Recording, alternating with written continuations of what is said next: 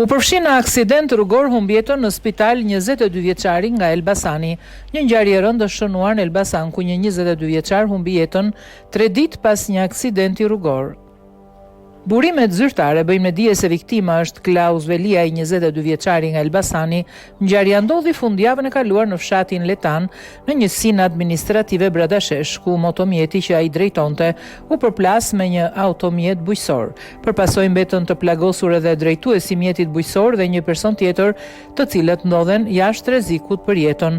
Ndërkohë, Iriu Velia, që punonte në sektorin privat në njësinë e shërbimit në qytetin e Elbasanit, pësoi dëmtime të rënda dhe u dërgua me urgjencë në spitalin e traumës në Tiranë, ku pavarësisht përpjekjeve të mjekëve, 22 vjeçari nuk ka mundur të mbjetoj plagëve duke ndëruar jetë 3 ditë pas aksidentit tragjik. Autoritetet po vazhdojnë hetimet për të përcaktuar shkaqet e sakta të ngjarjes.